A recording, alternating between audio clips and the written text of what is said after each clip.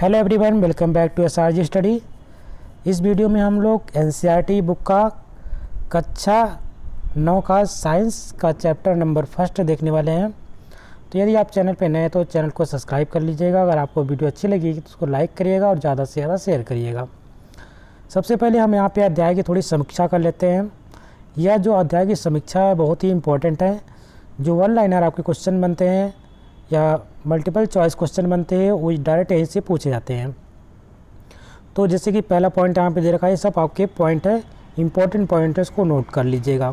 इससे बाहर आपका कोई भी प्रश्न आपके एग्ज़ाम में इससे बाहर देखने को नहीं मिलने वाला है। तो जैसा कि पहला पॉइंट यहाँ पे दे रखा है कि कह रहा है कि संसार की सभी वस्तुएँ जिस सामग्री से बनी है वैज्ञानिक उसे पदार्थ कहते हैं। अगर आपसे पूछा जाता है कि पदार्थ क्या होता है तो आपको यही बताना है कि संसार की सभी वस्तुएं जिस सामग्री से बनी है वैज्ञानिक उसे क्या कहते हैं, पदार्थ कहते हैं। पॉइंट नंबर 2 है, इम्पोर्टेंट है, ध्यान में रखेंगे। वे वस्तुएं जिनका द्रव्यमान होता है और वह स्थान या आयतन घेरती हैं पदार्थ कहलाती हैं। इस प्रकार से भी बोला जा सकता है। पदार्थ की डेफिनेशन यह भी हो सकती है कि वे वस्तुएं जिसका कोई द्रव्यमान होता है और वह क्या करती हैं, स्थान घेरती हैं, तो उसे भी हम क्या कहते हैं, पदार्थ कहते हैं। पॉइंट नंबर 3 याद रखना है यहाँ पे। प्राचीन भारत के दार्शनिकों ने पदार्थ को पंच तत्व वायु, पृथ्वी, अग्नि, जल और आकाश से बना बताया और पदार्थ को इन्हीं पंच तत्वों में वर्गीकृत किया गया है। तो ध्यान में रखेंगे, जो प्राचीन हमारे भारतीय दार्शनिक थे उन्होंने पदार्थ को 5 तत्वों से मिलकर के बताया। कौन कौन सा है? वायु है, पृथ्वी है, अग्नि है, जल है और आकाश। इन्हीं से चीज़ों से मिलकर के हमारा पदार्थ बना है और इन्हीं को हम वर्गीकृत करते हैं। आगे पॉइंट, अगला पॉइंट में ध्यान रखिएगा, इंपॉर्टेंट पॉइंट यह भी है आपका। पदार्थ क्या होता है? जो सभी पदार्थ होते हैं कणों से मिलकर के बने होते हैं। नेक्स्ट पॉइंट ध्यान में रखेंगे, पदार्थ के कण अत्यंत सूक्ष्म होते हैं। अगला पॉइंट है, पदार्थ के कणों के बीच रिक्त स्थान होता है। पदार्थ के कणों के कण निरंतर गतिशील होते हैं। पदार्थ के कण एक दूसरे को आकर्षित करते हैं। पदार्थों के कणों में गतिज ऊर्जा होती है और तापमान बढ़ने के कारण कणों की गतिज ऊर्जा भी तेज हो जाती है। पदार्थ के कण अपने आप ही एक दूसरे के साथ अंतः मिश्रित हो जाते हैं। ऐसे कणों के रिक्त स्थानों में समावेशन के कारण होता है। अगला पॉइंट है, दो विभिन्न पदार्थों के कणों का स्वतः मिलना विसरण कहलाता है। अगर आपसे पूछा जाता है कि विसरण क्या होता है तो आपको यही बताना है कि दो विभिन्न पदार्थों के कणों का स्वतः मिल जाना, यानी पदार्थ अलग अलग हो सकते हैं, अगर उनका स्वतः मिल जाना हो क्या कहलाता है, आपका विसरण कहलाता है। अगला पॉइंट है, पदार्थों के कणों के बीच एक बल कार्य करता है या बल कणों को एक साथ रखता है, इसे हम क्या कहते हैं, अंतराणुक बल के नाम से जाना जाता है। अगर आपसे पूछा जाता है कि अंतराणुक बल क्या होता है तो ध्यान में रखेंगे, पदार्थों के कणों के बीच एक बल कार्य करता है या यह बल जो होता है कणों को एक साथ बांधे रखता है, इसी को हम क्या कहते हैं, अंतराणुक बल कहते हैं। अगला पॉइंट ध्यान में रखेंगे, प्रत्येक पदार्थ में यह आकर्षण बल अलग अलग होता है। इन्हीं बलों के कारण पदार्थ की अवस्थाएँ होती हैं।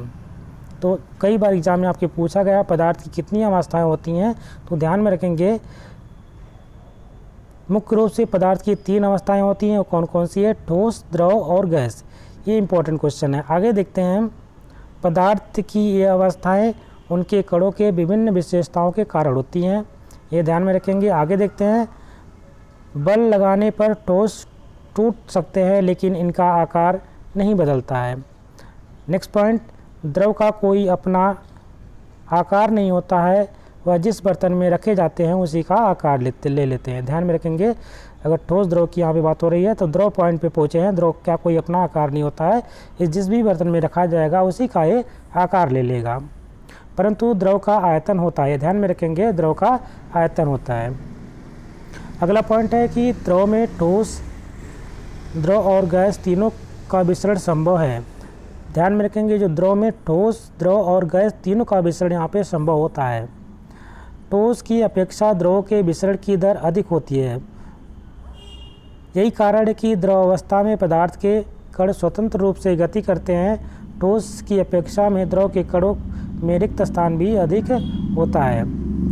ठोसों के ठोस एवं द्रव की तुलना में गैसों की संपीड्यता यानी कंप्रेशन काफ़ी अच्छी होती है। अगर हम ठोसों एवं द्रव की तुलना में गैसों को देखते हैं तो गैस की जो संपीड्यता होती है काफ़ी अत्यधिक होती है। जैसे कि आप एलपीजी देखते हैं, एलपीजी का फुल फॉर्म ही क्या होता है, लिक्विफाइड या लिक्विड पेट्रोलियम गैस, यानी कि इसको, और सीएनजी क्या होता है, सीएनजी इसका फुल फॉर्म होता है कंप्रेस्ड नेचुरल गैस, यानी कि संपीड़ित किया हुआ गैस होता है। ठीक है, आगे देखते हैं, अगला पॉइंट है हमारा, तापमान एवं दाब में परिवर्तन कर पदार्थ की अवस्था में बदली जा सकती है। अगर आप किसी पदार्थ में उसके दाब में या तापमान में परिवर्तन कर देते हैं तो उनकी अवस्थाएं बदली जा सकती हैं। जैसे ठोस से द्रव, द्रव से गैस, इस प्रकार से बनाया जा सकता है, या गैस से आपको द्रव बनाया जा सकता है।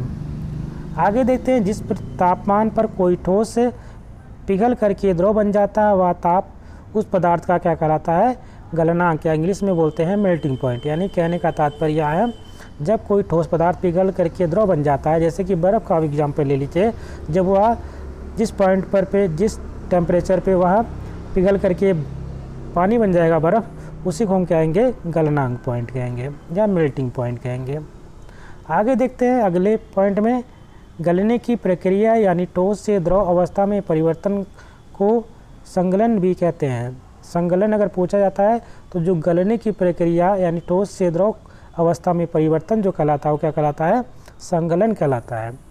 आगे पॉइंट देखते हैं, गलने की प्रक्रिया के दौरान गलनांक पर पहुंचने के बाद जब तक कोई पदार्थ पूरी तरह नहीं गल जाता तापमान नहीं बदलता है, चाहे उसमें और भी ऊष्मा दे दी जाए। पदार्थ के कणों के आकर्षण बल को बदलने के लिए ताकि अवस्था में परिवर्तन हो सके। तापमान में बिना कोई वृद्धि दर्शाए पदार्थ उस अतिरिक्त ऊष्मा को अवशोषित कर लेता है या ऊष्मा पदार्थ में छुपी रहती है, जिसे हम क्या कहते हैं, गुप्त ऊष्मा कहते हैं। वेरी इंपॉर्टेंट है गुप्त ऊष्मा, क्योंकि अगर आप भाप से जल जाएंगे तो भाप में क्या होती है, गुप्त ऊष्मा होती है। अगर आप डायरेक्ट किसी आग से जल जाते हैं उतना आपको जलन नहीं होगा, लेकिन अगर आप भाप से जलते हैं तो काफ़ी ज़्यादा जलन होती है, क्योंकि इसमें गुप्त ऊष्मा रहती है। इंपॉर्टेंट है। आगे देखते हैं, संगलन की प्रसुप्त ऊष्मा। संगलन की जो प्रसुप्त ऊष्मा होती है वायुमंडलीय दाब पर 1 किलोग्राम ठोस को उसकी गलनांक पर द्रव में बदलने के लिए जितनी ऊष्मीय ऊर्जा की आवश्यकता होती है उसे हम संगलन की प्रस्तुत ऊष्मा कहते हैं। नेक्स्ट पॉइंट ध्यान में रखेंगे, वायुमंडलीय दाब पर वह तापमान जिस पर द्रव उबलने लगता है, इस ताप को उस पदार्थ का क्वथनांक कहते हैं। क्वथनांक, जल का क्वथनांक की बात करते हैं तो ये 100 डिग्री सेंटीग्रेड, अगर केल्विन में पूछता है तो 373 केल्विन होता है। अगला पॉइंट है, द्रव अवस्था में परिवर्तन हुए बिना ठोस अवस्था में सीधे गैस अवस्था और वापस ठोस अवस्था की प्रक्रिया को ऊर्ध्वपातन यानी कि सब्लिमेशन कहते हैं। वेरी इंपॉर्टेंट पॉइंट है, ये कई बार एग्जाम में पूछा गया है। यानी कि बात कोई ठोस अवस्था से सीधे गैस अवस्था में बदल जाए या सीधे गैस से वापस पुनः ठोस अवस्था में बदल जाए, इस क्रिया को हम ऊर्ध्वपातन कहते हैं, ध्यान में रखेंगे। अगला पॉइंट है कि पदार्थ के कणों के बीच दूरी में परिवर्तन होने के कारण पदार्थों की विभिन्न अवस्थाएं होती हैं। नेक्स्ट पॉइंट ध्यान रखेंगे, ठोस कार्बन डाइऑक्साइड यानी CO2 द्रव अवस्था में आए बिना सीधे गैस अवस्था में परिवर्तित हो जाती है। यही कारण है कि ठोस कार्बन डाइऑक्साइड को हम क्या कहते हैं, शुष्क बर्फ यानी ड्राई आइस कहते हैं। वेरी इंपॉर्टेंट है, कई बार एग्जाम में पूछा गया है। आगे देखते हैं, दाब के बढ़ने और तापमान के घटने से गैस किस्में द्रव में बदल सकते हैं। अगर हम दाब बढ़ाने से और तापमान घटा दें तो जो हमारा द्रव होता है वो किसमें बदल जाएगा, वो गैस में बदल जाएगा। आगे देखते हैं, अगला पॉइंट है, क्वथनांक से कम तापमान पर द्रव के वाष्प में परिवर्तित होने की प्रक्रिया को वाष्पीकरण यानी कि इवेपोरेशन कहते हैं। वाष्पीकरण से शीतलता आती है। जैसे कि आपको पूछा जाता है जो घड़े का पानी होता है वो किसके वजह से ठंडा होता है, तो आपका वाष्पीकरण के कारण ठंडा होता है, यानी कि वाष्पीकरण से क्या होती है, शीतलता आती है। इस पॉइंट को ध्यान में रखेंगे। अब हम यहाँ से देखते हैं हमारे पार्ट में कौन से प्रश्न पूछे गए थे, उन प्रश्नों का यहाँ पे उत्तर देखेंगे। सबसे पहले प्रश्न यहाँ पे स्टार्ट होता है, प्रश्न नंबर 1, प्रश्न नंबर 1 में पूछा गया है कि निम्नलिखित में से कौन से पदार्थ हैं। इसमें से कई तो पॉइंट दे रखे हैं, उसमें पूछा गया इसमें जो पदार्थ है उन्हीं को छांटकर अलग करिए। जैसे कि कुर्सी, वायु, स्नेह, गंध, घृणा, बादाम, विचार, शीतल पेय, इत्र की सुगंध। इसमें पदार्थ छांट लेते हैं तो पदार्थ हमारा क्या हो गया, कुर्सी है, वायु है, बादाम है और शीतल पेय आदि क्या है, सब पदार्थ है। क्योंकि पदार्थ क्या होता है, जिसका कोई ना कोई जो स्थान घेरता हो और उसका कुछ द्रव्यमान होता है, उसी को हम क्या कहते हैं, पदार्थ कहते हैं। प्रश्न नंबर 2 यहाँ पे पूछा जा रहा है कि निम्नलिखित प्रेक्षण के कारण बताइए। प्रेक्षण क्या है कि गर्मा गर्म खाने की गंध कई मीटर दूर से आपके आसपास पहुंच जाती है, लेकिन ठंडे खाने की महक आपके लिए आपको उसके पास जाना पड़ता है। क्यों, ऐसा क्यों होता है, कारण बताना है। तो कारण में आप यही लिखेंगे, यह पदार्थ के कणों की विशेषताओं का गुण है।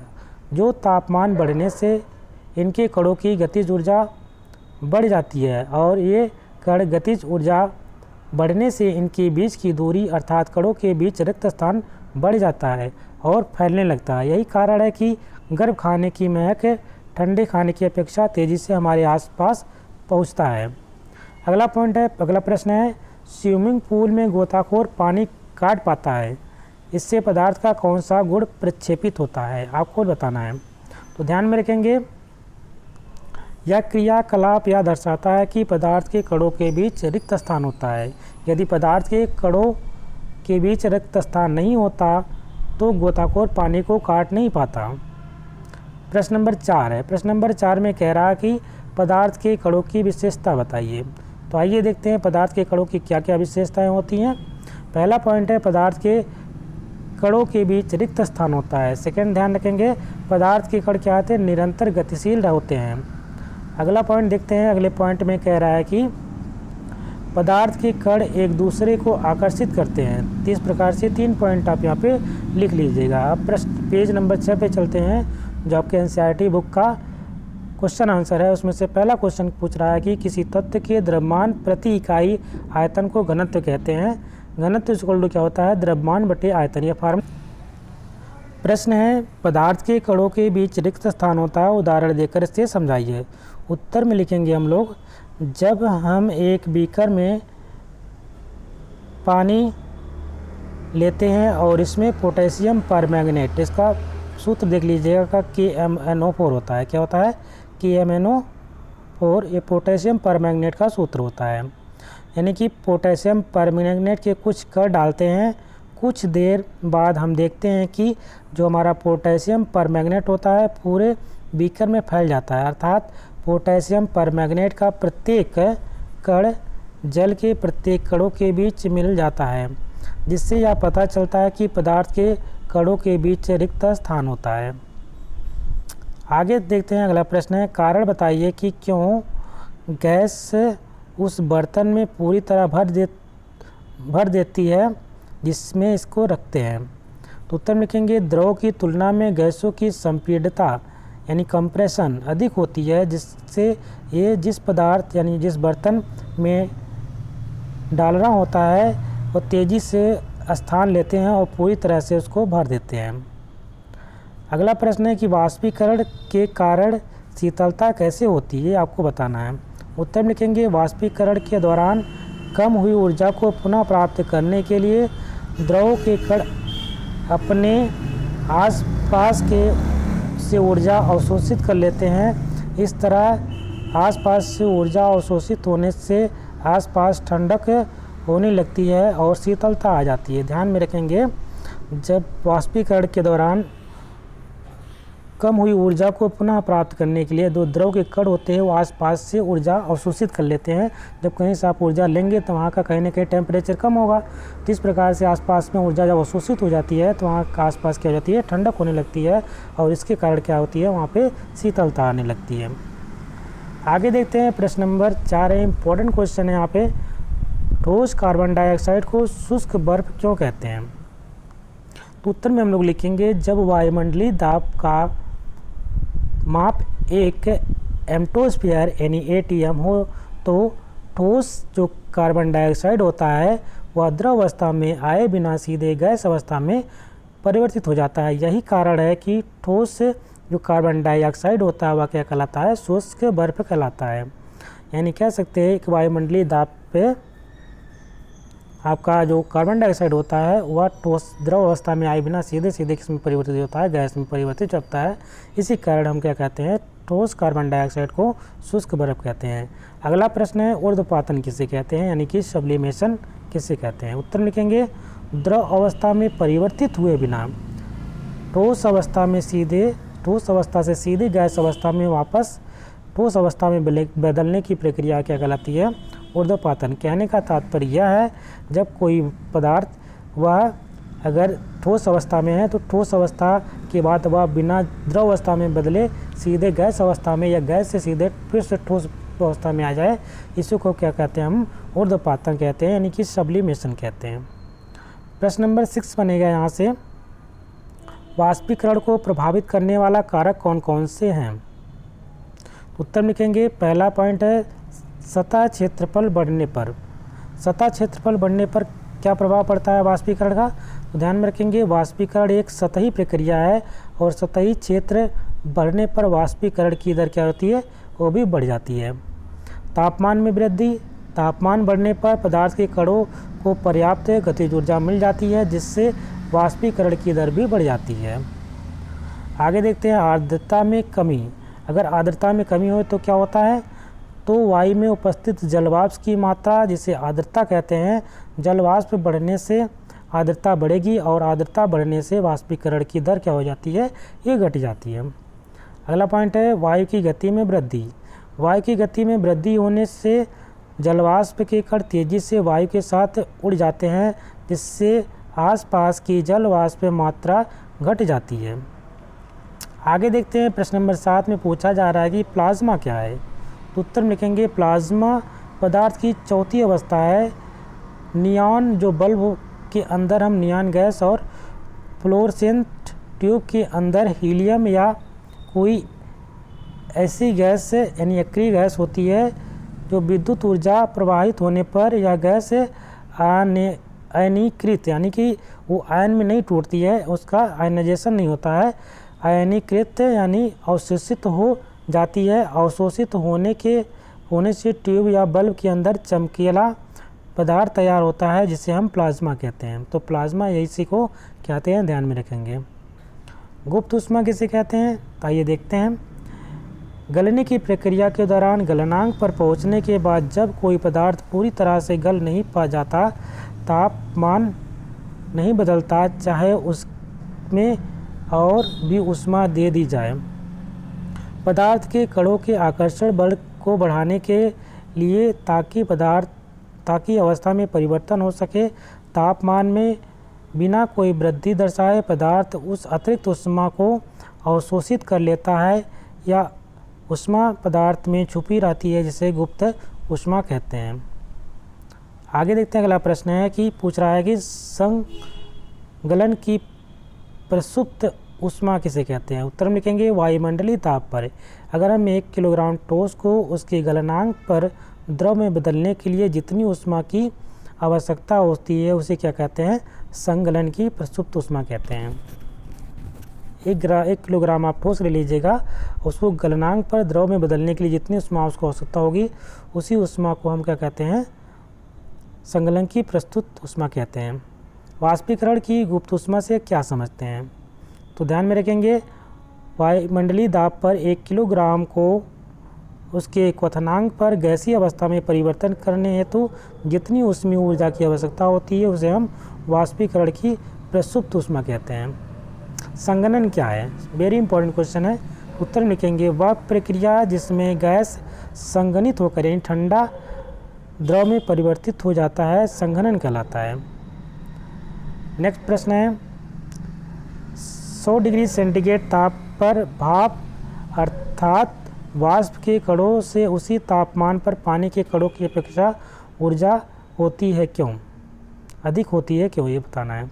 उत्तर में लिखेंगे ऐसा इसलिए होता है क्योंकि भाप के कणों में वाष्पीकरण की गुप्त ऊष्मा के रूप में अतिरिक्त ऊष्मा अवशोषित कर लेता है जिससे वह उसी तापमान पर पानी के कणों की अपेक्षा अधिक ऊष्मा होती है। आइए देखते हैं गलनांक एवं क्वथनांक में क्या अंतर होता है। तो गलनांक की तरफ आप लिख लीजिएगा, दूसरी तरफ क्वथनांक लिख लीजिएगा। पहला पॉइंट है वह तापमान जिस पर कोई ठोस पिघलने लगता है उसको क्या कहते हैं, हम गलनांक कहते हैं। क्वथनांक भी लिखेंगे, वह तापमान जिस पर कोई द्रव उबलने लगता है उसको हम क्या कहते हैं, क्वथनांक कहते हैं। गलनांक में देखेंगे पहला दूसरा पॉइंट, ठोसों का गलनांक होता है, जो ठोस होते हैं उनका क्या होता है, गलनांक होता है, जबकि द्रवों का क्या होता है, क्वथनांक होता है। लास्ट प्रश्न है आपका इस चैप्टर का, पूछ रहा है 3 ऊर्ध्वपातित होने वाले पदार्थों के नाम। वेरी इंपॉर्टेंट क्वेश्चन है। पहला तो आपका ध्यान रखना है कपूर, ये क्या होता है, ऊर्ध्वपातित होता है। नेप्थलीन, इसको हम नौसादर भी कहते हैं। और तीसरा आप ध्यान रख लीजिएगा अमोनियम क्लोराइड। ठीक है, इन तीनों को आप ध्यान रख लीजिएगा, वेरी इंपॉर्टेंट क्वेश्चन है। आपका चैप्टर यहीं पे कंप्लीट होता है। आशा करते हैं आपको वीडियो पसंद आई होगी। यदि वीडियो अच्छी लगी इसको लाइक करिएगा, शेयर करिएगा और चैनल पे नए हैं तो चैनल को सब्सक्राइब भी कर लीजिएगा। मिलते हैं एक नए वीडियो में, तब तक के लिए नमस्कार, जय हिंद।